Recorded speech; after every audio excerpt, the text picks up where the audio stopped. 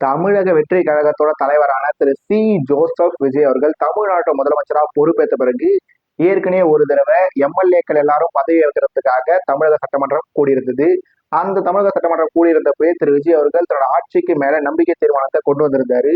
அந்த நம்பிக்கை தீர்மானத்தின் போது திரு விஜய் அவர்கள் பேசினாரு, உதயநிதி ஸ்டாலின் அவர்கள் பேசினாரு, அந்த கட்சியை சேர்ந்த தலைவர் பேசினாரு, இந்த கட்சியை சேர்ந்த இந்த தலைவர் பேசுறாருன்னு சொல்லி பல பேர் பேசியிருந்தாங்க. இதுல அவங்க ஸ்கோர் பண்ணாங்க, இவங்க ஸ்கோர் பண்ணாங்க, திரு விஜய் அவர்கள் ஸ்கோரே பண்ணலன்னு சொல்லி எண்ணற்ற இருக்கும்போது இப்ப மறுபடியும் ஒரு முறை தமிழ்நாடு சட்டமன்றம் கூடியிருக்கு. தமிழ்நாடு சட்டமன்றம் கூட்டினப்ப எப்பவும் போல மரபுபடி ஆளுநர் அவர்கள் தன்னோட உரையை நிகழ்த்தியிருந்தாரு. ஆளுநர் அவர்களோட உரையை முன்னிட்டு முதல்ல தமிழ் தாய் வாழ்த்து பாடப்பட்டது, 2 முறை தேசிய கீதம் பாடப்பட்டது சொல்லி இந்த மாதிரி எண்ணற்ற விஷயங்கள் இருந்தாலுமே ஆளுநர் அவர்கள் எண்ணற்ற விஷயங்களை பேசியிருந்தாரு. தாவேக அரசு என்னத்தை எழுதி கொடுத்ததோ அதை அப்படியே அச்சு பிசறாம புள்ளி கமா மிஸ் பண்ணாம அப்படியே ஆளுநர்கள் பேசியிருந்தாரு. இதுக்கு முன்னாடி திமுக ஆட்சியில் இருந்தப்ப ஆளுநர்கள் திமுக எழுதி கொடுத்தத பேசல. அப்ப அது சரியில்லை, இது சரியில்லை, தேசிய கீதத்தை முதல்ல பாடினாதான் நான் உள்ள இருப்பேன் அப்படின்னு சொல்லி ஆளுநர்கள் வெளியிட போனாரு. ஆனா இந்த முறை தேசிய கீதம் முதல்ல பாடப்படல, தமிழ் தாய் வாழ்த்து தான் முதல்ல பாடப்பட்டுச்சு. அது மட்டும் இல்லாம திமுக ஆட்சியில இந்த தலைவரோட பேரை சொன்னப்ப அந்த தலைவரோட பேரை சொன்னப்பெல்லாம் படிக்காம வெளிநடப்பு செஞ்சிருந்த ஆளுநர்கள் இந்த முறை தாவேக்காவோட ஆட்சி வந்த உடனே தாவேக்கா தலைவர் திரு விஜய் அவர்கள் விசில் புரட்சி செஞ்சிருக்காரு அப்படின்லாம் கூட சொல்லி திரு ஆளுநர் அவர்கள் படிச்சிருக்காரு. தாவேக்காவை சேர்ந்தவங்க பாட்டு பாட அதுக்கு நம்ம ஆளுநர்கள் டான்ஸ் ஆடுன்னு சொல்லி தமிழ்நாடு சட்டமன்றம் அப்படியே களை கட்டிடுச்சிங்க அப்படின்னு சொல்லி தாவேக்காவை சேர்ந்த விர்ச்சுவல் வாரிசான தான் வயல் விட்டுட்டு இருந்தாலுமே அப்படி அவர் பேசின விஷயங்கள்ல தாவேக அரசு எழுதி கொடுத்த விஷயங்கள்ல உண்மை இருக்கா, உண்மை இல்லையா, தெளிவு இருக்கா, தெளிவு இல்லையா, எதிர்கால திட்டம் இருக்கா, திட்டம் இல்லையான்னு சொல்லி எண்ணற்ற விஷயங்கள் இருந்தாலுமே ஆளுநர்கள் பேசினதா சொல்லி எண்ணற்ற தகவல்கள் வெளியே வந்திருந்தது. அப்படி வந்த தகவல்கள்ல என்ன ரொம்ப ரொம்ப இம்ப்ரெஸ் பண்ண விஷயம் என்னன்னா, சமூக நீதி கணக்கெடுக்கும் தாவேக அரசு அப்படின்னு சொல்லி ஹெட்லைன்ஸ் போட்டாங்க. என்னது, தமிழ்நாடு முதலமைச்சரான திரு சி ஜோசப் விஜய் அவர்கள் சமூக நீதி கணக்கெடுப்பு எனும் ஜாதி வாரி கணக்கெடுப்பு எடுக்க போறாரா? ஏன்னா இது திருப்பரங்குன்ற பிரச்சனை வந்தப்பையும் திரு விஜய் அவர்கள் வாய் திறக்கல. ஏன் பேசல? இந்த பக்கம் பேசினா முஸ்லிம்கள் கொச்சிப்பாங்க, அந்த பக்கம் பேசினா இந்துக்கள் கொச்சிப்பாங்க. எதுக்கு நாம தேவையெல்லாம் பேசி 2 பேர்ல ஏதோ ஒருத்தரோட வெறுப்பு சம்பாதிச்சுக்கிட்டு நாம பேசவே தேவையில்ல, இவங்களும் கொச்சிக்க போறது இல்லை அவங்களும் கொச்சிக்க போறது இல்லை அப்படின்னு சொல்லி திரு விஜய் அவர்கள் பேசவே இல்லை. அதே மாதிரி தமிழ்நாட்டுல பல இடங்கள்ல ஆணவ படுகொலைகள் நடந்தது, அதை பத்தியும் திரு விஜய் அவர்கள் பேசவே இல்லை. ஏன்னா ஆதரவா பேசினா அந்த சமுதாயத்தை சேர்ந்தவங்க கோச்சிப்பாங்க, எதிரா பேசினா இந்த சமுதாயத்தை சேர்ந்தவங்க கோச்சிப்பாங்க. நாம் எதுக்கு கருத்து தெரிவிக்கணும்? நமக்கு அந்த சமுதாயத்தை சேர்ந்தவங்களும் ஓட்டு போடணும், இந்த சமுதாயத்தை சேர்ந்தவங்களும் ஓட்டு போடணும், நமக்கு எல்லாருமே ஓட்டு போடணும், நாம 108 இடத்துல ஜெயிக்கணும் அப்படின்ற காரணத்தினால திரு விஜய் அவர்கள் அந்த பிரச்சனைக்கு பேசல, இந்த பிரச்சனைக்கு பேசல. இதன் பிறகு பிரச்சனை வந்தாலும் திரு விஜய் அவர்கள் கண்டிப்பாக பேச போறது இல்லைன்னு சொல்லி இருக்கும்போது திரு விஜய் அவர்கள் எப்படி இந்த மாதிரி சமூக நீதி கணக்கெடுப்பினும் ஜாதி வாரி கணக்கெடுப்பு எடுக்கிற ஒரு தில்லான தைரியமான முடிவை திரு விஜய் அவர்கள் எப்படிதான் எடுத்திருப்பார் அப்படின்னு சொல்லி யோசிச்சு உள்ள போய் படிச்சா திரு விஜய் அவர்கள் தமிழ்நாட்டுல ஜாதி வாரி கணக்கெடுப்பு எடுக்க போறது இல்ல, மத்திய அரசு மக்கள் தொகை கணக்கெடுப்பு நடத்தும் போதே கூடவே சேர்த்து ஜாதி வாரி கணக்கெடுப்பையும் கண்டிப்பா நடத்தணுங்க. அதுக்கு நாங்க உங்களை அறிவுறுத்துறோங்க, அதுக்கு நாங்க உங்ககிட்ட கோரிக்கை வைக்கிறோங்க. எப்படியா ஜாதி வாரி கணக்கெடுப்பை நீங்க இந்தியா முழுக்க நடத்துறீங்களோ இல்லையோ, தமிழ்நாட்டுல முதல்ல மக்கள் தொகை கணக்கெடுப்போட சேர்த்து ஜாதி வாரி கணக்கெடுப்பு நடத்தி முடிச்சிருங்க. நீங்க இந்த மாதிரி நடத்தி முடிச்சிருக்கீங்கன்னா அதன் பிறகு நாங்க சமூக நீதி கணக்கெடுப்பை ஸ்டார்ட் பண்ணுவோங்க. சமூக நீதி கணக்கெடுப்பை எடுத்து முடிச்ச உடனே நாங்க என்ன கொள்கை கொண்டு இருக்கோம், மதச்சார்பற்ற சமூக நீதினு சொல்லி ஒரு கொள்கையை முன் வச்சிருக்கோம். அதன் அடிப்படையில் நாங்க ஒவ்வொரு சமுதாயத்துக்கு உரிய பிரதிநிதித்துவத்தை கண்டிப்பாவே தருவோங்க அப்படின்னு சொல்லி திரு விஜய் அவர்கள் எழுதி கொடுத்து, திரு விஜய் அவரோட அரசாங்கம் எழுதி கொடுத்து ஆளுநர் அவர்கள் பேசி முடிச்சுட்டு போயிருக்காரு. மத்திய அரசு சாதி வாரி கணக்கெடுப்பை நடத்துவாங்களா நடத்த மாட்டாங்களா, அதை இந்த மக்கள் தொகை கணக்கெடுப்போட சேர்த்து நடத்துவாங்களா நடத்த மாட்டாங்களான்றது மோடி அவர்களுக்கும் மோடி அவரோட அமைச்சரை சகாக்களை தான் தெரியும். என்னை பொறுத்த வரைக்கும் மத்திய அரசு இந்தியா முழுக்க சாதி வாரி கணக்கெடுப்பு நடத்துறதுக்குலாம் கிட்டத்தட்ட வாய்ப்பே இல்லைன்னு தான் நினைக்கிறேன். அந்த ஸ்டேட்ல எடுத்திருக்காங்க, இந்த ஸ்டேட் எடுத்திருக்காங்க, ஏன் பாஜக ஆட்சியில் இருக்க ஸ்டேட்ல எப்படி எடுத்திருக்காங்க அப்படின்னு சொல்லி ஒரு சில உதாரணங்களை சொல்லலாம். ஆனா அது எல்லாமே அந்த ஸ்டேட்டுக்குள்ள இருக்க முதலமைச்சர்கள் இனிஷியேட் பண்ணி தான் அந்தந்த மாநிலங்கள்ல ஜாதி வாரி கணக்கெடுப்பு எடுக்கப்பட்டிருக்கும். ஆனா தமிழ்நாட்டில் இருக்க எல்லா அரசியல் கட்சிகளும் ஆட்சிக்கு வரதுக்கு முன்னாடி ஜாதி வாரி கணக்கெடுப்பு எடுக்கணும், ஜாதி வாரி கணக்கெடுப்பு நடத்தணும் அப்படின்னு சொல்லி ஆட்சிக்கு வரதுக்கு முன்னாடி சொல்லிட்டே இருப்பாங்க. ஆனா ஆட்சிக்கு வந்த பிறகு ஜாதி வாரி கணக்கெடுப்பு நடத்துறதுக்கு ஏதாவது முயற்சி எடுப்பான்னு சொல்லி கேட்டீங்கன்னா கண்டிப்பாவே எடுக்க மாட்டாங்க. ஏன்னா ஏற்கனவே தமிழ்நாட்டுல இவ்வளவு மக்கள் தொகை இருக்காங்க, அந்த மக்கள் தொகையில இத்தனை இத்தனை பர்சன்டேஜ் இந்த சமுதாயத்தை சேர்ந்தவங்க இருக்காங்கன்றது ஒரு கணக்கு இருக்கு. அந்த கணக்கு எதை அடிப்படையா வச்சு இருக்குன்னு சொல்லி கேட்டீங்கன்னா, எம்ஜிஆர் முதலமைச்சரா இருக்கும்போது, காமராஜர் முதலமைச்சரா இருக்கும் போதுன்னு சொல்லி என்ன மாதிரி நம்மள மாதிரி பல பேர் பிறக்கறதுக்கு முன்னாடி முன்னொரு காலத்துல நடத்தப்பட்ட ஜாதி வாரி கணக்கெடுப்பை மையமா வச்சுக்கிட்டு தான் இந்த நாள் வரைக்கும் அனைத்து விதமான இடஒதுக்கீடுகளுமே ஒதுக்கப்பட்டு வருது. இப்ப மறுபடியும் ஏதோ ஒரு ஆட்சி தலைமையில ஜாதி வாரி கணக்கெடுப்பு எடுத்து அதுல என்னன்னா இப்ப பர்சன்டேஜ் வைஸ் அதிகமா பயனற்ற ஒரு சமூகம் கம்மியா தான் இருக்காங்க, இப்ப கம்மியா பயனற்ற ஒரு சமுதாயம் அதிகமா இருக்காங்க அப்படின்னு சொல்லி ஒரு முடிவு வந்துருச்சுன்னா, இந்த சாதி வாரி கணக்கெடுப்பின் மூலமா பலனடைந்த சமூகங்கள் அந்த அரசியல் கட்சிக்கு ஓட்டு போடுவாங்களா போட மாட்டாங்களான்றது சந்தேகம். ஆனா இந்த சாதி வாரி கணக்கெடுப்பின் மூலமா பாதிப்படைந்த சமூகங்கள் கண்டிப்பாவே இந்த சாதி வாரி கணக்கெடுப்பு நடத்துற ஆட்சிக்கு அந்த கட்சிக்கு ஓட்டு போறதுக்கு வாய்ப்பே இல்லை அப்படின்னு சொல்லி நம்புறதுனால்தான் இதுக்கு முன்னாடியும் சரி இதன் பிறகும் சரி ஆட்சியில இருக்க எந்த கட்சியுமே சாதி வாரி கணக்கெடுப்பை கண்டிப்பாவே நடத்த மாட்டாங்கன்றது தான் என்னோட தனிப்பட்ட கருத்து. ஆனா ஜாதி வாரி கணக்கெடுப்பு நடத்தணுமா இல்ல நடத்த கூடாதான்னு சொல்லி என்கிட்ட கேட்டீங்கன்னா, கண்டிப்பா ஜாதி வாரி கணக்கெடுப்பை இந்த 5 ஆண்டுக்குள்ள நடத்தி முடிச்சே தீரணும்.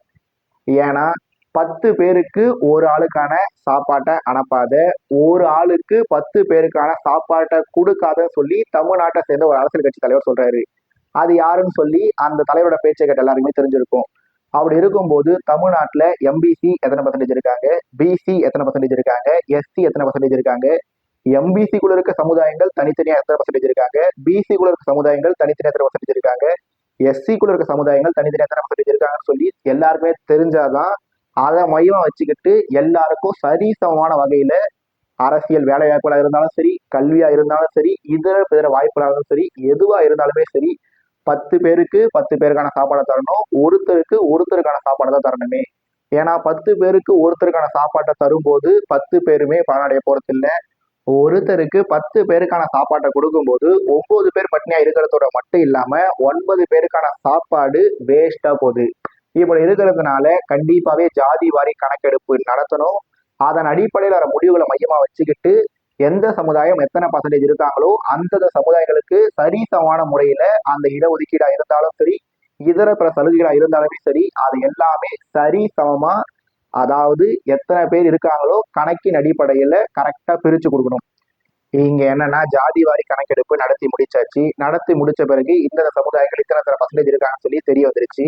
அதன் பிறகு இடஒதுக்கீடு கொடுக்கும் போது எதனை மையமா வச்சு இடஒதுக்கீடு கொடுக்கணும்னா, இப்ப உதாரணத்துக்கு வச்சுக்குமே, இந்த சமுதாயத்தை சேர்ந்தவங்க மொத்தம் ஒரு 10% இருக்காங்கன்னா அந்த 10% இருக்க ஏழை எளிய மக்களுக்கு தான் இடஒதுக்கீடு தரணும். அதாவது இந்த கிரீம் லேயர்ன்றத பல பேர் என்ன பண்ணுவாங்க, விமர்சனம் பண்ணுவாங்க.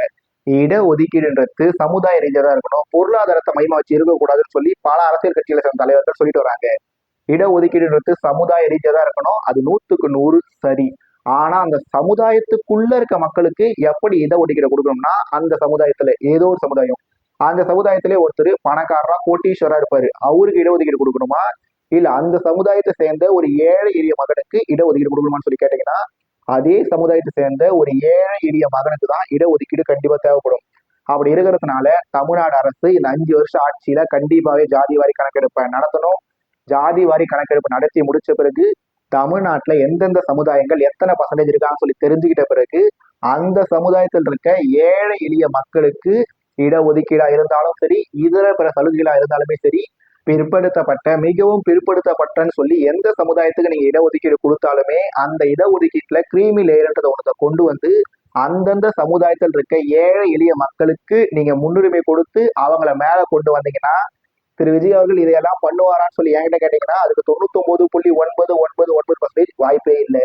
ஒருவேளை திரு விஜய் அவர்கள் பண்ணிட்டாருன்னா அப்ப அவர் என்ன ஆயிடலாம், பக்கா மாஸ் ஆகலான்றத மட்டும் அவர் மைண்ட்ல வச்சுக்கிட்டா ரொம்ப ரொம்ப நல்லது. அப்படி தமிழ்நாடு முதலமைச்சரான திரு சி ஜோசப் விஜய் அவர்கள் உண்மையிலேயே பக்கா மாஸ் ஆவாரா ஆக மாட்டாருன்றது ஒரு பக்கம் இருக்கும்போது, இன்னொரு பக்கம் தமிழ்நாடு சட்டமன்றத்துல திரு சி ஜோசப் விஜய் அவர்கள் கர்நாடக அரசு காவிரி ஆற்றின் குறுக்கே மேகதாது அணைய கட்டவே கூடாதுங்க அப்படின்றத எதிர்த்து ஒரு தனி தீர்மானத்தை சட்டமன்றத்துல கொண்டு வந்தாரு.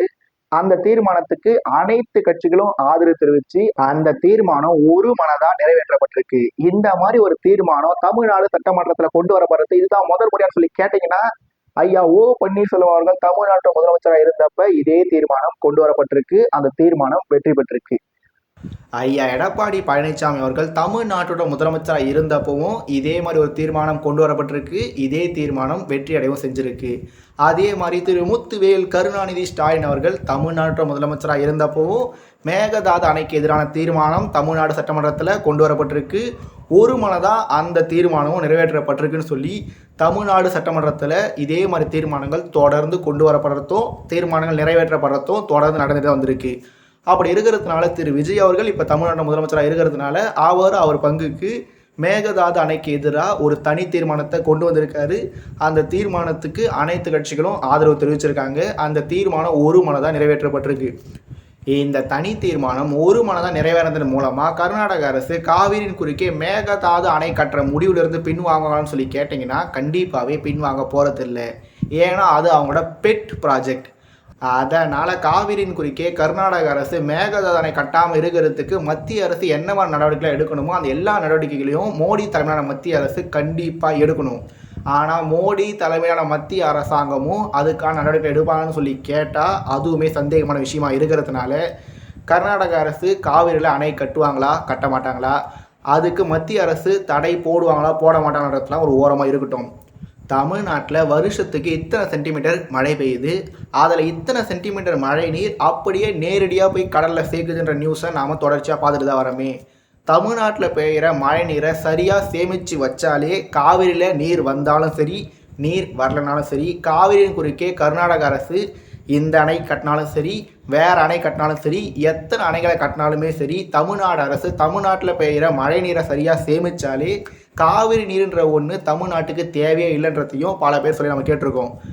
ஆனால் அதிமுக ஆட்சியில் மழை பெஞ்சிட்டே இருக்கும். சென்னை உள்ளிட்ட பல்வேறு மாவட்டங்கள் வெள்ளத்தில் மூழ்கும். ஆனால் கோடைக்கால வர சமயத்தில் அதே சென்னையில் தண்ணீர் தட்டுப்பாடு ஏற்படும். அதே மாதிரி தான் திமுக ஆட்சியில் இப்போ தாவேக ஆட்சியிலையும் வரலாறு காணாத மழை, வரலாறு காணாத வெள்ளம். ஆனால் மறுபடியும் தண்ணீர் பற்றாக்குறை அப்படின்ற மாதிரியே தாவேக அரசு செயல்பட போகிறாங்களா? இல்லை தாவேக அரசு ஆட்சிக்கு வந்து இப்போ தான் ஒரு மாதம் முழுசாக முடிஞ்சிருக்கு, அதனால் அவங்க இப்போ உடனே இந்த மாதிரி செயல்கள்லாம் செய்ய முடியுமான்னு சொல்லி கேட்டிங்கன்னா கண்டிப்பாக செய்ய முடியாது தான். ஆனால் அவங்க ஒரு வருஷமோ இல்லை 2 வருஷமோ கூட டைம் நல்லா எடுத்துக்கிட்டு என்ன மாதிரியான செயல்களாக செய்யணும், எந்த ஏரிகளை தூர்வாரணும், எந்த குளங்களை தூர்வாரணும், எந்த நீர்வழி பாதைகள்லாம் தூர்வாரினா மழைநீரை கரெக்டாக சேமிக்க முடியும், கடலில் சேர்ந்து வீணாகிற மழைநீரை எப்படி சேமிக்கலாம் அப்படின்ற ஒரு திட்டத்தை தாவேக அரசு சிறப்பாக நிறைவேற்றினாங்கன்னா முன்னாடியே சொன்ன மாதிரி இப்போது நான் ஒரு முறை சொல்கிறேன், திரு விஜய் அவர்கள் உண்மையிலேயே பக்கா மாஸ் ஆகலாம். ஆனால் பக்கா மாஸ் ஆகணும்னு நினைக்கிற திரு விஜய் அவர்கள் தன்னை தானே பக்கா மாஸ்ன்னு ஆல்ரெடி அறிவிச்சுக்கிட்ட திரு விஜய் அவர்கள் தமிழ்நாடு சட்டமன்றத்தில் நடக்கிற எல்லா நிகழ்வுமே நேரடியாக ஒளிபரப்பு செய்யப்படுங்க. பார்த்தீங்களா, எங்கள் தளபதி ஆட்சிக்கு வந்த உடனே சட்டப்பேரவை நிகழ்வுகள் எல்லாமே நேரில் ஒளிபரப்பப்பட்டுடுச்சு, இதுதாங்க எங்கள் தளபதியோட சாதனை அப்படின்னு சொல்லி போன முறை தமிழக சட்டப்பேரவை கூட்டினப்ப தமிழக சட்டப்பேரவை நிகழ்வுகள் லைவாக டெலிகாஸ்ட் பண்ண உடனே தாவேக்காவை சேர்ந்தவங்க சோஷியல் மீடியாவிலும் சரி செய்தி ஊடகங்கள் முன்னாடியும் சரி அமைச்சர்கள் சட்டமன்ற உறுப்பினர்கள்னு சொல்லி எல்லாருமே ஃபயர் விட்டாங்க அப்படியே கூஸ் பம்ப்ஸை கொடுக்குற மாதிரி மோமெண்ட்டை கொட்டி தீர்த்தாங்க. ஆனால் இப்போ மறுபடியும் தமிழ்நாடு சட்டமன்றம் கூடியிருக்கு. இப்போ என்ன பண்ணிட்டாங்க, லைவ் போயிட்டுருக்கும்போது பச்சைக்குன்னு சொல்லி கரண்ட் ஒயரை கட் பண்ண மாதிரி லைவ் டெலிகாஸ்ட்டை கட் பண்ணிட்டாங்க. ஏன் கட் பண்ணாங்க? திரு விஜய் அவர்கள் சட்டமன்றத்தில் ரொம்ப ரொம்ப ரொம்ப சோம்பலாக இருக்காருங்க. அவர்கிட்ட எனர்ஜின்ற ஒன்று இல்லவே இல்லைங்க. அவர் ஏதோ வெறுப்பாக தாங்க சட்டமன்றத்துக்கு வராரு. உதாரணத்துக்கு சமுத்திரக்கனி அவரோட சாட்டை படத்தை காலையில் அடிக்கிற அந்த ஸ்கூல் பெல்லுக்கு வருத்தத்தோட போகிற மாணவர்கள் சாயங்காலம் அந்த ஸ்கூல் பெல் அடிக்கும் போது சந்தோஷமாக வெளியே போவாங்க அப்படின்னு சொல்லி ஒரு உதாரணம் சொல்லுவாங்க இல்லையா? அதே மாதிரி திரு விஜய் அவர்கள் தமிழ்நாடு சட்டமன்றத்துக்குள்ளே வரும்போது வருத்தமாக வருவார். அதுவே சாயங்காலத்தோட நண்பி தோழா தோழி தன்னோட திரைப்பட நண்பர்களை பார்க்கும்போது சும்மா அப்படியே ஃபயர் மோடுக்கு போய் பளிச்சின்னு ஆயிடுவார். எப்படி பளிச்சின்னு ஆயிடுவார்? பச்சைக்குன்னு சொன்னார். அந்த மாதிரி பளிச்சின்னு சொல்லி தமிழ்நாடு முதலமைச்சர் அவர்கள் ஈவினிங் டைமில் புத்துணர்ச்சியோடு இருக்கார். ஆனால் சட்டமன்றத்துக்கு வந்தால் ரொம்ப ரொம்ப சோம்பலாக இருக்காருன்னு சொல்லி பல பேர் கலாச்சாங்க. இதில் திரு விஜய் அவர்கள் படிக்கும்போது கரெக்டாக படிக்கிறாரா படிக்கலையா, திரு விஜய் அவரோட அமைச்சரவை சகாக்கள் என்ன பண்ணுறாங்க, எம்எல்ஏக்கள் என்ன பண்ணுறாங்கன்னு சொல்லி இது எல்லாத்தையும் துண்டாக கட் பண்ணி ஒரு பக்கம் தாவேக்காவை சேர்ந்தவங்க என்ன தான் ஃபயர் விட்டாலுமே இன்னொரு பக்கம் எதிர்கட்சியை சேர்ந்தவங்க ட்ரால் பண்ணிகிட்டே இருக்காங்க. நாம் எதுக்கு லைவ் டெலிகாஸ்ட் பண்ணணும், நாம் எதுக்கு தேவையில்லாமல் கண்டென்ட்டை கொடுக்கணும், கட் பண்ணுறா ஒயரை அப்படின்னு சொல்லி தாவேக அரசு லைவ் டெலிகாஸ்ட்டை கட் பண்ணிட்டு தான் எதிர்க்கட்சிகள் எல்லாருமே குற்றச்சாட்டுகளை முன் வச்சுட்டு வராங்க. இங்கே என்னன்னா, நாம் இந்த வீடியோவுக்காக ஜூன் 19 வெள்ளிக்கிழமை நைட் பேசிகிட்டு இருக்கோம். அநேகமாக இந்த வீடியோ ஞாயிற்றுக்கிழமை தான் அப்லோட் ஆகிறதுக்கு அதிக வாய்ப்புகள் இருக்குது. அப்படி இருக்கிறதுனால தமிழ்நாடு சட்டமன்ற கூட்டத்தொடரில் இன்னமும் நாட்கள் மீதம் இருக்குது. அப்படி நாட்கள் மீதம் இருக்கும்போது மீதம் இருக்க நிகழ்வுகள் நேரலையில் ஒளிபரப்பப்பட்டாலும் ஒளிபரப்பு செய்யப்படலாம். ஆனால் திரு விஜய் அவர்கள் தமிழ்நாட்டு முதலமைச்சர் ஆனதிலிருந்தே இது வரைக்கும் சட்டப்பேரவை கூட்டத்தொடர் என்னன்னே தெரியாத பல பேர் கூட சட்டப்பேரவையை நேரலையில் பார்க்குறாங்கன்னு சொல்லி போன தடவை சட்டப்பேரவை கூட்டினப்போ பல பேர் செய்திகளை சொல்லியிருந்தாங்க. இங்கே என்னன்னா, உண்மையிலேயே ஒரு விஷயம் முதல் முறை பார்க்க ஸ்டார்ட் பண்ணும்போது ரொம்ப ஆர்வத்தோடு பார்ப்போம். அதுவே தொடர்ந்து அந்த விஷயத்தை நம்ம பார்க்க அந்த ஆர்வம் நம்மக்கிட்ட இருக்குமான்னு சொல்லி கேட்டிங்கன்னா கண்டிப்பாகவே இருக்காது. இதில் சட்டப்பேரவை கூட்டத்தொடர் 3 நாள் நடக்கும், மறுபடியும் 3 நாள் நடக்கும், ஒரு வாரம் நடக்கும். அந்த மாதிரி தொடர்ந்து நடந்துகிட்டே இருக்கும்போது எத்தனை பேர் அந்த என்டையர் கூட்டத்தொடரை முழுசாக பார்ப்பாங்க? இப்போ பேசிகிட்டு இருக்க நானுமே கூட கூட்டத்தொடரை முழுசாக பார்த்தேன்னு சொல்லி கேட்டிங்கன்னா கண்டிப்பாக பார்க்கல. முக்கியமான நிகழ்வுகள், அவர் என்ன பேசினார், இவர் என்ன பேசினார்னு சொல்லி முக்கியமான மோமெண்ட்ஸை பற்றி மட்டும் தெரிஞ்சுக்கிட்டு தான் நானுமே இந்த வீடியோக்காக பேசிகிட்டு இருக்கேன். அப்படி இருக்கிறதுனால மேபி போன சட்டப்பேரவை கூட்டத்தொடர் தொடங்கினா வேணும்னா ஒரு சிலர் முழுசாக பார்த்துருக்கலாம். ஆனால் இதன் பிறகு நீங்கள் என்ன தான் லைவில் போட்டாலுமே அந்த லைவை என்னை பொறுத்த வரைக்கும் யாருமே முழுசாக பார்க்க போகிறது இல்லை. மக்கள் சட்டப்பேரவை கூட்டத்தொடரை முழுசாக லைவில் பார்க்கல, அதெல்லாம் இங்கே பிரச்சனையே இல்லை. திரு விஜய் அவர்கள் தான் ஆட்சிக்கு வந்தால் சட்டப்பேரவை கூட்டத்தொடர் லைவில் டெலிகாஸ்ட் பண்ணப்படும் அப்படின்னு சொல்லி சொன்னார். முதல் கூட்டத்தொடரில் அதை செஞ்சார். அந்த பெருமையும் ரொம்ப பயங்கரமாக பப்ளிசிட்டி ஸ்டண்ட்டாக மக்கள்கிட்ட கொண்டு போய் சேர்த்தாரு. ஆனால் இப்போ முதல் கூட்டத்தொடரில் லைவாக கொண்டு போனார், 2வது கூட்டத்தொடர்லேயே லைவை கட் பண்ணிட்டார். இது கண்டிப்பாகவே திரு விஜய் அவரோட பெயருக்கு களங்கம் விளைவிக்கிற ஒரு செயல் தான். ஏன்னா திரு விஜய் அவர்கள் சினிமாவிலிருந்து அரசியலுக்கு வந்தார். சினிமாவில் திரு விஜய் அவர்கள் ஒரு வாட்டி முடிவு பண்ணிட்டா அவர் பேச்சை அவரே கேட்க மாட்டார். துப்பாக்கினா தோட்டாக இருக்கணும், கத்தினா ஷார்ப்பாக இருக்கணும், தெரினா தெனாவட்டாக இருக்கணும், மெர்சல்னா மிரட்டலாக இருக்கணும் அப்படின்னு சொல்லி திரு விஜய் அவர்கள் ஆடியோ லான்ச்சில் மாசு பக்கா மாசாக பேசுவார்.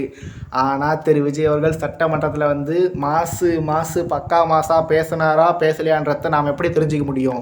சட்டப்பேரவை கூட்டத்தொடர் லைவில் நடந்தால் அட்லீஸ்ட் லைவில் நடக்கலை, அங்கே நடக்கிற சம்பவங்களை நீங்கள் முழுசாக வெளியிட்டால் மட்டும்தான் எங்களுக்கு தெரிய வருமே.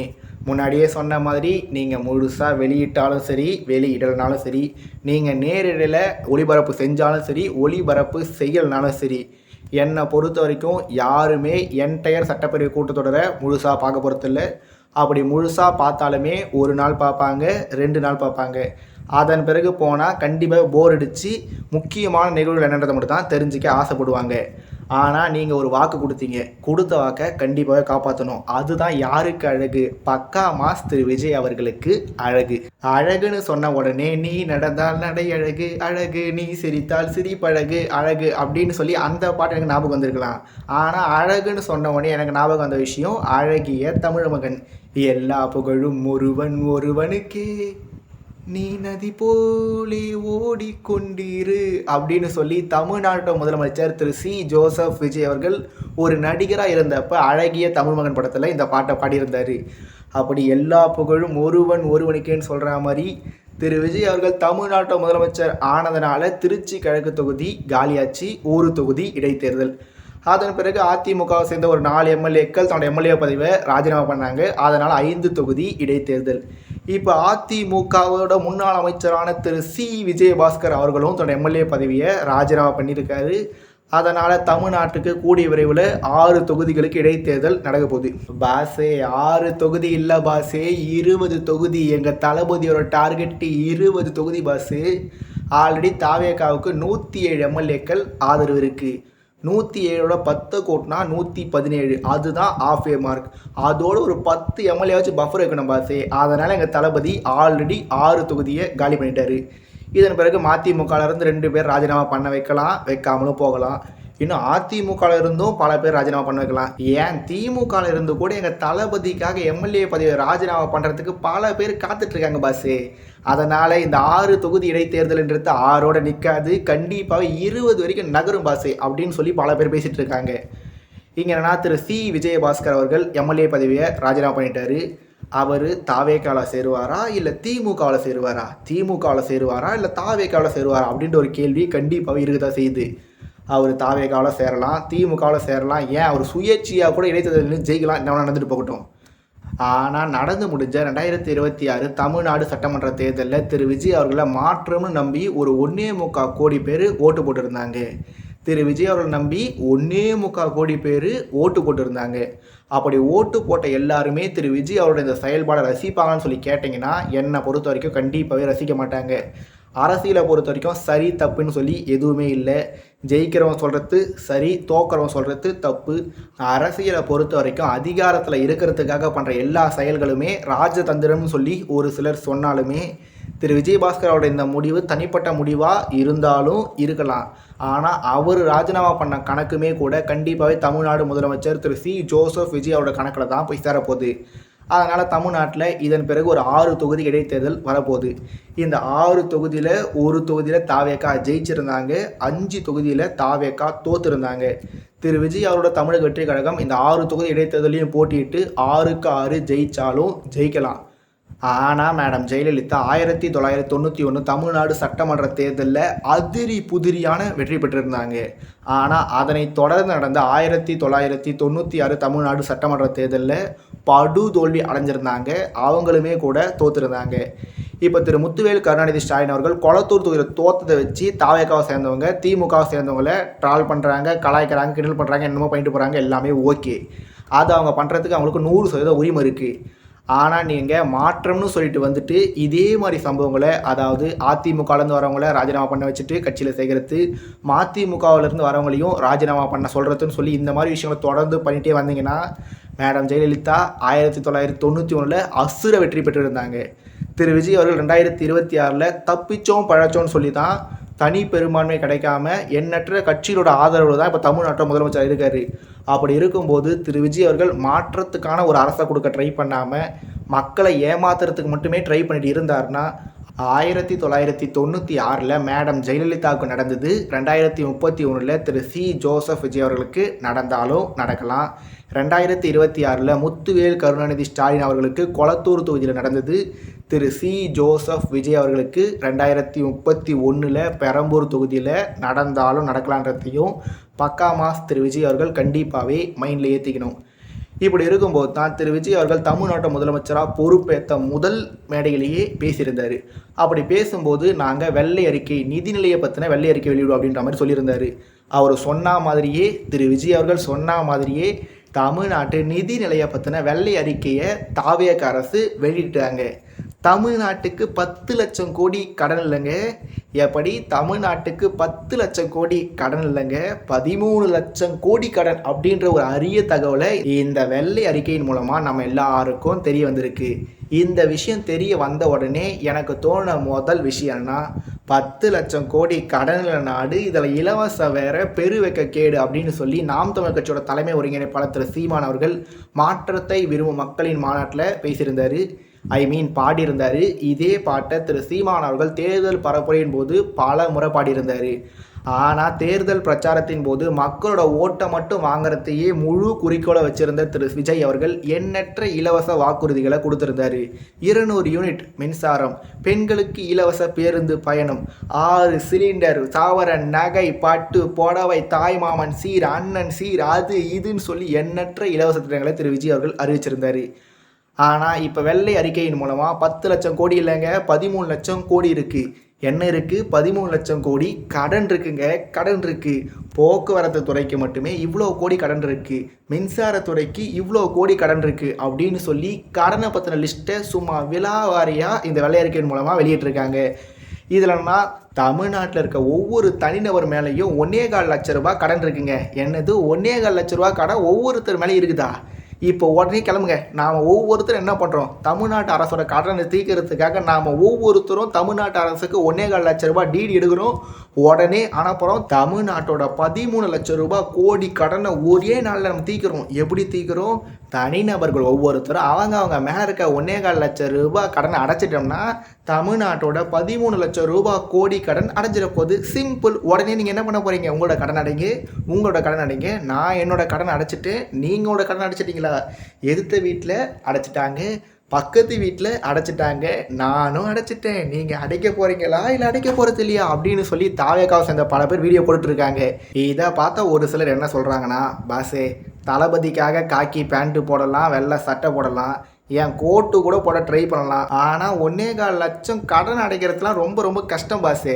நான் என் ஃபோன் வாங்கினதுக்கான இஎம்ஐயை ரொம்ப கஷ்டப்பட்டு தான் மாதம் கொஞ்சம் கொஞ்சமாக அடைச்சிட்டு வரேன். இதில் நான் எங்கே பாஸே 1.25 லட்சம் கடன் அடைக்கிறது, தமிழ்நாட்டோட 13 லட்சம் கோடி கடன் அடைக்கிறது அப்படின்னு சொல்லி தான் தாவேக்காவுக்கு ஓட்டு போட்ட பல பேருமே ரொம்ப வருத்தத்தோடு பேசுகிறதையும் நம்மளால் பார்க்க முடியுது. என்ன தான் நம்ம ஃபன்னாக பேசுனாலுமே தமிழ்நாட்டுக்கு 13 லட்சம் கோடி கடன் இருக்கிறது வேணால் நம்ம எல்லாருக்கும் தெரியாத விஷயமா இருந்திருக்கலாம். ஆனால் தமிழ்நாட்டுக்கு 10 லட்சம் கோடி கடன் இருக்கிறதுன்றது நம்ம எல்லாருக்கும் தெரிஞ்ச விஷயம்தான். தமிழ்நாட்டுக்கு ஆல்ரெடி 10 லட்சம் கோடி கடன் இருக்குது. 10 லட்சம் கோடி கடன் இருக்கிறதுனால திரு விஜய் அவர்கள் அறிவித்த திட்டங்களில் நிறைவேற்றுறதுக்கு வாய்ப்பே இல்லை அப்படின்னு சொல்லி பல பேர் சொன்னாங்க. நானுமே கூட என்னோட வீடியோவில் சொல்லியிருந்தேன். ஆனால் தமிழ்நாட்டு மக்களில் ஒரு 1.25 கோடி பேர் திரு விஜய் அவர்கள் நம்பி ஓட்டு போட்டுட்டாங்க.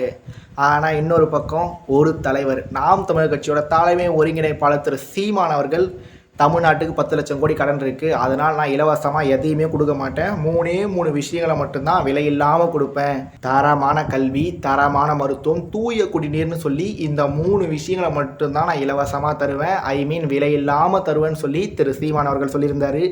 ஆனால் மக்கள் எல்லாருமே எங்களுக்கு 6 சிலிண்டர் வேணும், 200 யூனிட் மின்சாரம் வேணும், தமிழ்நாடு முழுக்க நாங்கள் ஃப்ரீயாக பயணிக்கணும் அப்படின்னு சொல்லி திரு விஜய் அவர்களுக்கு ஓட்டு போட்டுட்டாங்க. ஆனால் திரு சீமான் அவர்கள், நான் ஓசியில் கரண்ட் கொடுக்க மாட்டேன், கரண்ட்டு கட்டு இல்லாமல் தடையே இல்லாமல் மின்சாரத்தை 24 மணி நேரமும் கொடுப்பேன்னு சொல்லி திரு சீமான் அவர்கள் சொன்னார். ஆனால் மக்கள் 200 யூனிட் வேணும்னு சொல்லி திரு விஜய் அவர்கள் ஓட்டு போட்டாங்க. ஆனால் திரு விஜய் அவர்கள் 200 யூனிட் மின்சாரம் இலவசம்னு சொல்லி அறிவிச்சிட்டு ஒரு நாளைக்கு எத்தனை இடத்துல எத்தனை முறை பவர் கட் பண்ணுறாரு கொடுக்குறாரு. ஒன்று கட் பண்ணால் ஒரேடியாக கட் பண்ணிவிடுங்க. நீங்கள் கொடுத்து கட் பண்ணி கட் பண்ணுறதுனால ஃபோன் ப்ராப்ளம் ஆகுது, டிவி ப்ராப்ளம் ஆகுது, ஃபேன் ப்ராப்ளம் ஆகுது, லேப்டாப் ப்ராப்ளம் ஆகுது. இதை சர்வீஸ் பண்ணுறது தான் நாங்கள் தூக்கி குப்பை தொட்டில் போகிறதான் அப்படின்னு சொல்லியும் பல பேர் கோவத்தில் இருக்காங்க. இன்னொரு பக்கம் திரு சீமான் அவர்கள், நான் ஓசி பஸ்ஸு கொடுக்க மாட்டேன், ஏசி பஸ்ஸு கொடுப்பேன்னு சொல்லி சொன்னார். ஆனால் திரு விஜய் அவர்கள் பெண்களுக்கு தமிழ்நாட்டில் கிளாம்பாக்கத்தில் தொடங்கி கன்னியாகுமரி வரைக்கும் இலவச பயணம்னு சொல்லி சொன்னார்.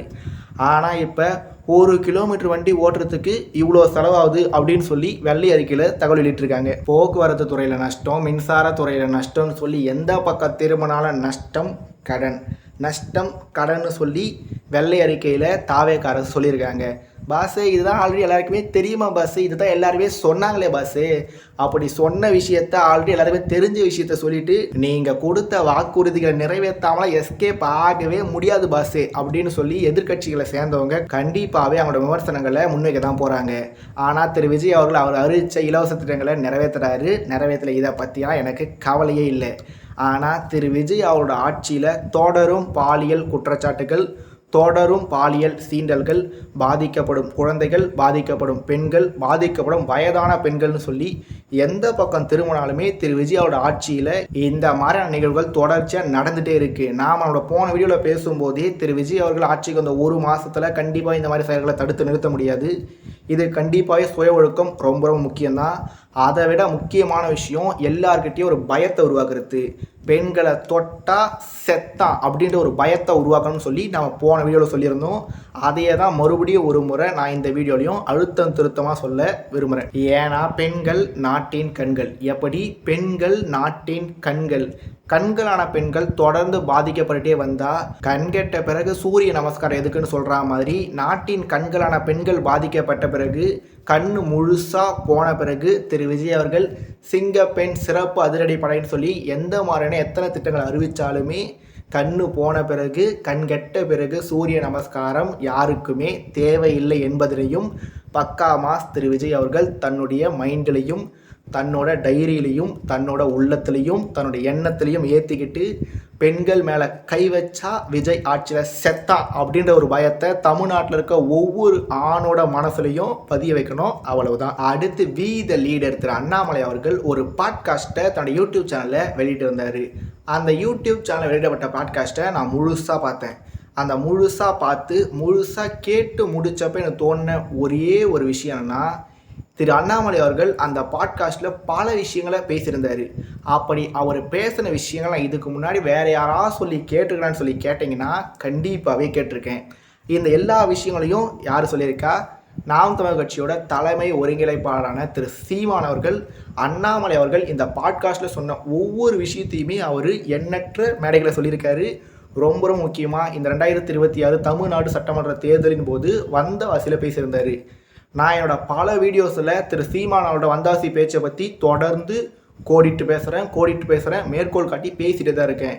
ஏன்னா திரு சீமான் அவரோட வந்தவாசி பேச்சை பற்றி நான் இன்றைக்கி மட்டும் இல்லை, இதன் பிறகு திரு சீமான் அவர்கள் அந்த மாதிரி ஒரு தலை சிறந்த பேச்சை பேசுகிற வரைக்கும் நான் கண்டிப்பாகவே பேசிகிட்டே தான் இருப்பேன். ஆனால் திரு அண்ணாமலை அவர்கள் தன்னோட பாட்காஸ்ட்டில் இயற்கை விவசாயம், நீரை காப்பாற்றணும், மண்ணை காப்பாற்றணும், மலையை காப்பாற்றணும், மரத்தை காப்பாற்றணும், பசுமாடை காப்பாற்றணும், கோழியை காப்பாற்றணும், ஆட்டை காப்பாற்றணும், அப்படி இப்படின்னு சொல்லி பல விஷயங்களை சொல்கிறாரு. முருங்கை மரம், ஆட்டுக்குட்டி, ஜல்லிக்கட்டு காலன்னு சொல்லி திரு அண்ணாமலை அவர்கள் சொன்ன ஒவ்வொரு விஷயத்தையும் திரு சீமான் அவர்கள் இதை விட பல மடங்கு வீரியத்தோட உதாரணத்தோட பிக்சர் பர்ஃபெக்டாக விளக்கி பேசியிருப்பார். ஆனால் அதையெல்லாம் இந்த தமிழ்நாட்டு ஊடகங்கள், அதையெல்லாம் இந்த இந்திய ஊடகங்கள் பெருசாக கொண்டு போய் சேர்த்தாங்கன்னு சொல்லி கேட்டிங்கன்னா கண்டிப்பாகவே சேர்க்கலை. ஆனால் திரு அண்ணாமலை அவர்கள் இந்த பாட்காஸ்ட்டை போடுறாரு. பாட்காஸ்ட்டை போட்ட உடனே பிரேக்கிங் நியூஸை மாற்றி அமைத்த அப்படின்ற அளவுக்கு தம்ப்நெயில் போட்டுலாம் திரு அண்ணாமலை அவர்களோட இந்த வீடியோவை பற்றி எண்ணற்ற செய்தி ஊடகங்கள் நியூஸ் சொல்லிட்டு இருந்தாங்க. ஆனால் திரு சீமான் அவர்கள் நஞ்சில்லா உணவே நமக்கான கனவு, அடி காட்டுக்கு, நடு மாட்டுக்கு, நுனி வீட்டுக்கு, ஏன் நாம் எல்லாரும் நாட்டுக்கோழி சாப்பிட்டுட்டு வந்தோம், ஏன் வெள்ளைக்காரன் நம்மக்கிட்ட வெள்ளை கோழியான போந்தா கோழியை கொண்டு வந்தான், நாம் ஏன் மாட்டை வச்சு ஏர் ஓடிட்டு வந்தோம், வெள்ளைக்காரன் எதுக்காக டிராக்டர் கொண்டு வந்தால் அதன் மூலம் நம்ம எந்த மாதிரிலாம் பாதிக்கப்பட்டோம், நாம் எதுக்காக இந்த மாதிரி இயற்கை முறையில் விவசாயம் பண்ணோம், நம்மக்கிட்ட விதை இருந்த வரைக்கும் நாம் முதலாளியாக இருந்தோம், எப்போ விதை நம்மக்கிட்ட இருந்து வியாபாரிகிட்ட போச்சோ அப்பயே நாம் தொழிலாளி ஆகிட்டோம், அப்போவே நாம் கையேந்திர நிலைக்கு வந்துட்டோன்னு சொல்லி திரு சீமானவர்கள் வந்தவாசியில் பேசின பேச்சாகட்டும், அதை தவிர்த்து திரு சீமானவர்கள் எண்ணற்ற கூட்டங்களில் பேசின பேச்சாகட்டும் சொல்லி திரு சீமானோட ஒவ்வொரு பேச்சையும் கோட் பற்றி என்னால் இந்த வீடியோவில் பேச முடியும். ஆனால் அதுக்கான தருணம் இது இல்லை. ஏன்னா சீனாக்காரன் சொன்னால் நம்புகிறான், அதையே இந்த சீமான் சொன்னால் சிரிக்கிறான்னு சொல்லி திரு சீமான் அவர்களே சொல்லிட்ட பிறகு நான் சொன்னால் மட்டும் மக்கள் நீங்கள் எல்லாரும் என்ன கேட்டுற போகிறீங்க.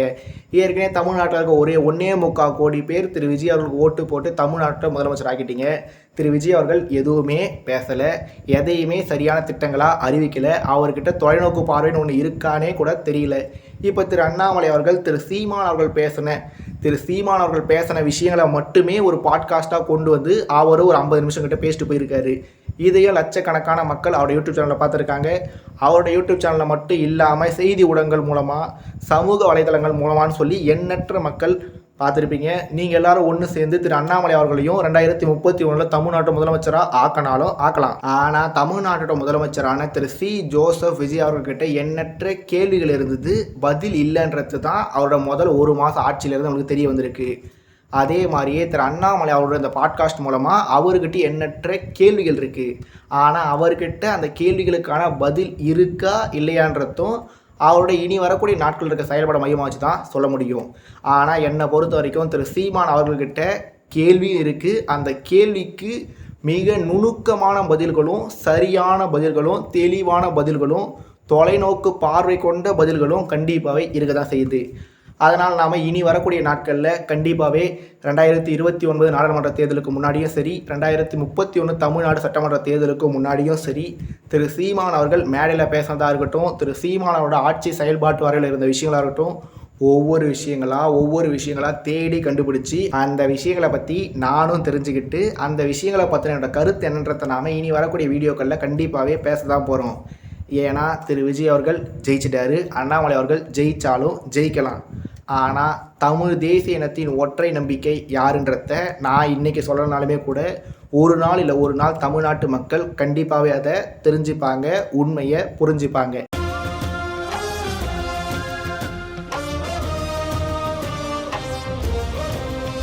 வெங்கி அட்லூரி அவர்கள் டைரக்ஷனில் த ஒன் சூர்யா அவர்கள் நடிப்பில் வரவிருக்க படம் தான் விஸ்வநாத் அண்ட் சன்ஸ். இந்த படத்துல இருந்து சமீபத்தில் பட்டாம்பூச்சி அப்படின்னு சொல்லி ஒரு பாட்டு ரிலீஸ் ஆயிருந்தது. பட்டாம்பூச்சி கூப்பிடும்போது பூவே ஓடாதே அப்படின்னு சொல்லி காவலன் படத்தில் ஒரு பட்டாம்பூச்சி பாட்டு வந்திருக்கும். அந்த பாட்டு ரேஞ்சுக்கு இந்த பாட்டு இருக்குமா அப்படின்ற ஆவலோட இந்த பாட்டை நான் முதல்ல விஷுவலோட பார்க்காம சாங்காக மட்டுமே காதில் ஒரு தடவை கேட்டேன், 2 தடவை கேட்டேன், 3 தடவை கேட்டேன், ஏன் 4வது தடவை கூட கேட்டேன்.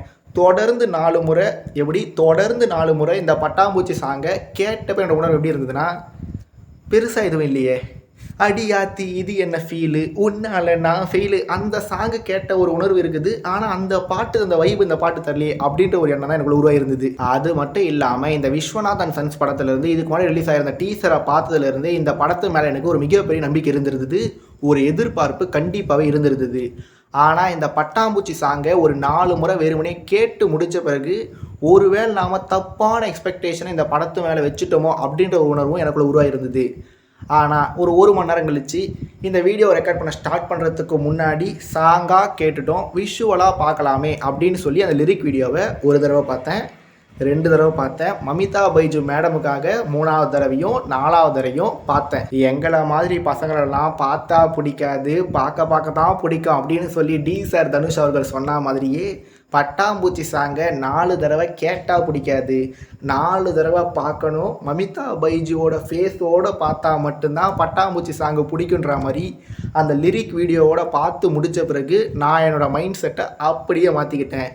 ஏன்னா அடியாத்தி இது என்ன ஃபீல், அந்த பாட்டு தந்த வைபை விட இந்த பாட்டு அதிக வைபை தந்த உணர்வும் எனக்குள்ள உருவாகி இருந்தது. ஏன்னா இது பாட்டாக கேட்கும்போது பாட்டு நல்லா இல்லையாமா, ஆனால் லிரிக் வீடியோவாக பார்க்கும்போது பாட்டு நல்லா இருக்காமா, என்ன இது கருத்து ரொம்ப குழப்பமாக இருக்கே அப்படின்னு கூட ஒரு சில யோசிக்கலாம். ஒரு சில பாடல்களை வெறுமனே பாடலாக மட்டுமே கேட்கும்போது அந்த பாடல் ரொம்ப ரொம்ப நல்லா இருக்கும், அதுவே விஷுவலோட பார்க்கும்போது நல்லா இருக்காது. அதே பாட்டை அதே விஷுவலோட படத்தோட பார்க்கும்போது சுத்தமாக ஒட்டாமல் போயிட்டுருக்கோம். அதுவே ஒரு பாட்டை நம்ம கேட்டிருப்போம், பெருசாக பிடிச்சிருக்காது, விஷுவலோட பார்த்துருப்போம், அப்பயும் பிடிச்சிருக்காது. ஆனால் படத்தில் அந்த பாட்டு வர மொமெண்ட் ரொம்ப பெஸ்ட்டாக வந்து அந்த பாட்டு நம்மளோட ஆல் டைம் ஃபேவரட் சாங் லிஸ்ட்லேயும் கூட ஒரு இடத்த பிடிச்சிட்டு இருந்தாலும் பிடிச்சிட்டு இருக்கலாம். உதாரணமாக எனக்கு கவன் படத்தில் ஆக்சிஜன் தந்தாலே அப்படின்னு சொல்லி ஒரு பாட்டு வரும் இல்லையா, அந்த பாட்டை சாங்காக கேட்கும்போது எனக்கு பெரிய ஒர்க் அவுட் ஆகலை, விஷுவலாக பார்க்கும்போதும் எனக்கு பெரிய ஒர்க் அவுட் ஆகாமல் தான் இருந்தது. ஆனால் படத்தோட அந்த மோமெண்ட்டோட அந்த சாங்கை கேட்டதுலேருந்து, அந்த சாங்கை பார்த்ததுலேருந்து, அந்த சாங் என்னோட ஆல் டைம் ஃபேவரட் லிஸ்ட்டில் ஒரு பாட்டு. எனக்கு எப்போல்லாம் மூடு டவுன் ஆகுதோ அப்போல்லாம் அந்த பாட்டு நான் கேட்டுகிட்டே இருப்பேன். அதே மாதிரி தான் இந்த பட்டாம்பூச்சி சாங்குமே கூட முதல் ஒரு சில தடவை கேட்கும்போது பெருசாக ஒர்க் அவுட் ஆகலை, ஆனால் விஷுவல்ஸோட லிரிக் வீடியோவை பார்க்கும்போது எனக்கு உண்மையிலேயே ஒர்க் அவுட் ஆகிருந்தது, ரொம்ப ரொம்ப ஒர்க் அவுட் ஆகிருந்தது. பாட்டாக கேட்கும்போது ஒர்க் அவுட் ஆகாத பட்டாம்பூச்சி சாங்கு, லிரிக் வீடியோவை பார்க்கும்போது ஒர்க் அவுட் ஆகியிருந்த பட்டாம்பூச்சி song. August 14 Viswanath and sons படம் வரும்போது அந்த படத்தோட இந்த பட்டாம்பூச்சி சாங்கை பார்க்கும்போது இந்த சாங் ஒர்க் அவுட் ஆகுமா இல்லை ஒர்க் அவுட் ஆகாதான்றதை நாம் பொறுத்திருந்து பார்க்கலாம். கடைசியாக என்னென்னா, நம்ம கருப்பு படத்தை பற்றி பேசும்போது ஒரு விஷயம் சொல்லியிருந்தோம். என்ன சொல்லியிருந்தோம், ஜெய்பீம் படம் சூர்யா அவரோட படம் இல்லை, மணிகண்டன் அவர்களோட படம். அதே மாதிரி இந்த கருப்பு படம் சூர்யா அவரோட படம் இல்லை, ஆர்ஜே பாலாஜி அவரோட படம்னு சொல்லியிருந்தோம். இப்போ ஏற்கனவே வந்திருந்த விஸ்வநாத் அண்ட் சன்ஸ் படத்தோட டீசர், இப்போ வந்திருக்க இந்த பட்டாம்பூச்சி சாங், இதெல்லாம் வச்சு பார்க்கும்போது இந்த படம் வெளியே வரும்போது வேணும்னா த ஒன் சூர்யாவின் விஸ்வநாத் அண்ட் சன்ஸாக இருக்கலாம். ஆனால் என்னை பொறுத்த வரைக்கும் இந்த படம் வெளியே வந்த பிறகு மமிதா பைஜுவோட விஸ்வநாத் அண்ட் சன்ஸ் படமாக தான் இருக்குன்றது ஒரு சின்ன கெஸ்ஸிங். ஏன்னா இந்த படத்தோட டீசர்லேயும் சரி, இப்போ இந்த பட்டாம்பூச்சி சாங்லேயும் சரி, சூர்யா 1% ஸ்கோர் பண்ணால் மமிதா பைஜு 99% ஸ்கோர் பண்ணியிருக்காங்க. ஆனால் படம் வரும்போது மமிதா பைஜு மேடம் எப்பவும் போல் ஒரு லூஸு ஹீரோயினாக இருந்தாலும் இருக்கலாம், அதுக்கு வாய்ப்புகள் அதிகமாக இருக்கவே தான் செய்யுது. அதனால் இந்த பட்டாம்பூச்சி சாங் படத்தில் எப்படி இருக்க போகுது, இந்த விஸ்வநாத் அண்ட் சன்ஸ் சூர்யாவோட படமாக இருக்க போகுதா இல்லை மமிதா பைஜுவோட மேஜிக்கால் நிறைஞ்சிருக்க போதா, இது எல்லாத்தையுமே நாம் ஆகஸ்ட் 14 படம் வரும்போது பார்த்து தெரிஞ்சுக்கலாம்.